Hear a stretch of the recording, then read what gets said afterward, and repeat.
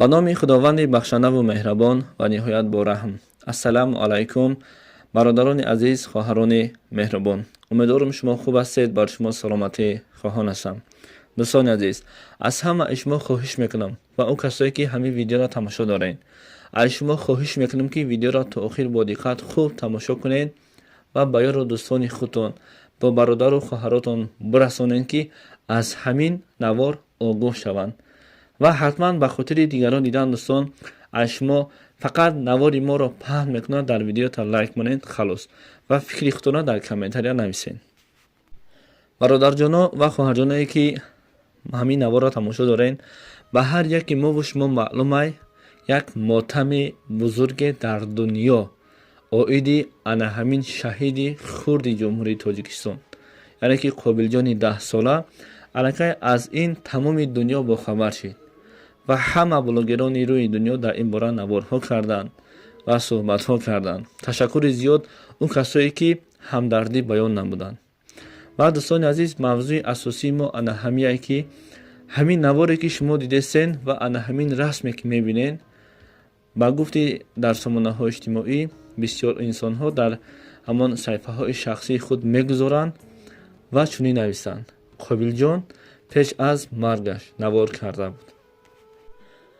اما این نواری که شما در روی اکران دیده استودین، این نوار مربوطی ان همون کودک نیست. این خودی قابل جان نیست. این وحشه دیگه آدمه.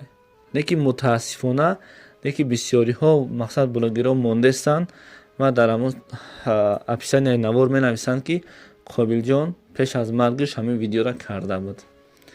مقایسه کنین شما این صورت به همان صورت مقایسه کنین، اینجا دو آدمه. نام ای قابل جان مشه خداوند رحمتش کنه، شهید خردترین بود و اینچنین انا همین شخصی که شما دیدین، این کودک یاسر نام داره.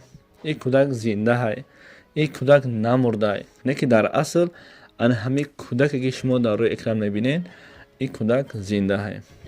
و اینچنین همه این بلاگرایی که در صحیفه های شخصی خودشون چنین نوارها رو گذاشته‌اند، بیاین بس کنیم.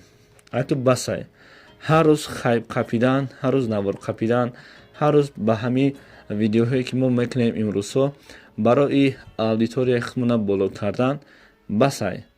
فقط ایده‌سی ما یک کار میآید که بشینیم در نمازهای خودمون دعا کنیم، دعا برای پدر و مادرش کنیم.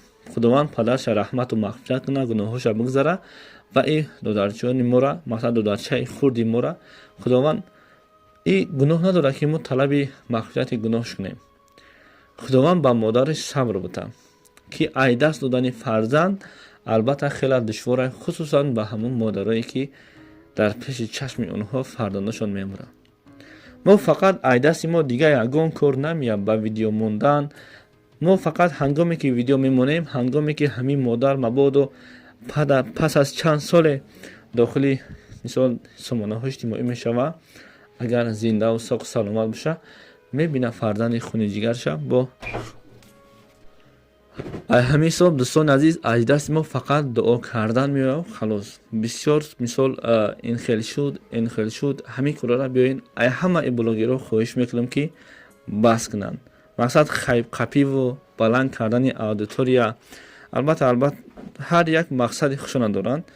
نکی ایدست ما بندگان، ایدست ما آدما فقط دعای نیک کردن، صبر به مادرش خواستن، بر اهل عائلش خواستن، تمام دیگه. مقصد خیب کرده و مقصد با در اینجا یک کاری اساسی هست که کاری نشود که با نسبت انهمی ویدیوی شما با نسبت مهاجران گپ چپ زیاد شود. این بود مقصد ما، این بود ویدیوی ما برای همون کسایی که در صفحه های اجتماعی شبکه شخصی خودشون دارن. باز یک بار دیگه التماس میکنم که این کودک زنده های، نامش یاسر و این شما که مانده سین میگن که پیش های مرگش بود. البته این خطای بزرگی ما و شما های.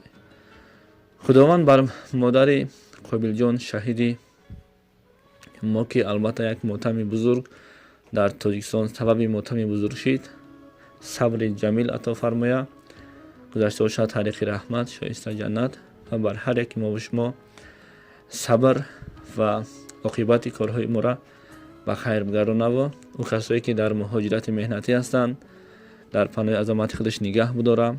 از هر درد و بلا و هر آفتهای زمین آسمانی خداوند نگهشان داره. السلام علیکم و رحمت الله و تعالی برکاته.